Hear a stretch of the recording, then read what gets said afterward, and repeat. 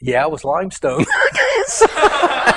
But what he wants to know is it Cretaceous? Is it Jurassic? Is one of these geological column names. Well, I knew exactly, but I wasn't going to tell him. And the fossil, see, I wanted to identify the fossil, because the fossil is what the fossil is. And then, once you know what the fossil is, you can talk about why was it found in that layer. But he started on this, and I didn't. Well, he said, if this was Triassic rock, this is probably a phytosaur. If it was Jurassic, it's probably this. If it was Permian rock, it was probably that. If it was Cretaceous rock, it was probably this. Now, I wanted to strangle him. No, it's what it is. Then we can talk about why it got in that rock, but he didn't want it to be an out-of-place fossil.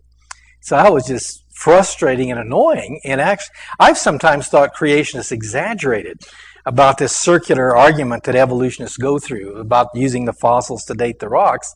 And I saw it, boldly right in front of me. And it wasn't very appealing logic. Well, I took it downstairs, and here are the guys that go out and dig stuff up. Boy, oh boy, were they excited. And they were right away trying to identify, what is this thing anyway? And they were coming up with, I didn't bother to ask me, they didn't have any preconceptions. They were looking at the bone and its features and what it might fit in. And so there's still a lot of research to be done on these guys in California as well as Florida. This is the one that I mentioned a moment ago. So far, no dinosaurs have been found in Florida, and I'm not too surprised. Most of the fossils that we have were formed during Noah's flood, and including most of the dinosaur fossils. Guess what? Florida wasn't here yet. So Florida is actually kind of an appendix to the North American continent. We're really basically a sandbar and some shells kind of stuck on the edge. So we don't have lots of big sedimentary rock layers below us like that. So Florida probably developed post-flood, and so it's only post-flood animals that got there. But we have animals bigger than dinosaurs. And so, that at least thrills the Florida students. They're kind of disappointed, they don't have any dinosaurs. But this is the giant ground sloth, Eremotherium, and it is one awesome creature. This is the bones. You can see, the head up here with the big teeth, although it's strictly a vegetarian. And these great big claws up here. Normally, see, I would be passing around, replica of the claw that Frank Garcia found all of this stuff. And it stood about 2 feet taller and weighed a whole lot more than T-Rex did. And so it's an awesome critter. To give you a little more of a feel, here's a reconstruction with the fur on. A couple of joggers going by for comparison down here.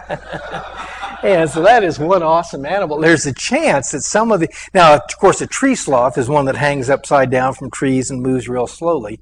This is a different kind of critter, really. It'd be a different created kind, even though it has the name sloth in it. Look at those claws. And the good news is these are giant leaf rakes. And they were strictly vegetarian, have a real interesting tooth square and cross-section. We found some of those. Those are really neat. But, of course, the real evidence that they were vegetarian is what? What do you need to know to find out what a fossil really ate? Yeah, that's right. Petrified poo, okay? Yeah, so if you find some, and we have petrified sloth poo. How do we know it's sloth poo? Well, usually if it's an animal not living today, it's just association. You find lots of sloth bones and poo in the same place. You assume that it came from that animal. If it's similar to animals living today, trackers can kill coyote poo, wolf poo, bear poo. You can tell kind of easily by size and shape. And so this was a vegetarian, a big vegetarian. And the guy in the background here is a glyptodont, kind of a giant armadillo. It's an armor-plated animal. And notice, by the way, where it comes on these people here. So this is about the size of an automobile. Down in Florida, you ask, why did the chicken cross the road? To show the armadillo it could be done, okay? And there's the dead armadillos all over the place. In Kentucky, it's deer. I'm not sure. Well, out here, sometimes it's elk, but that's another story. Okay, but so this guy could put up a fight, it'd be a 50-50 battle with an automobile here. And the armor plating on these things is really neat. In fact, I don't even have a tie. I should have at least worn a tie.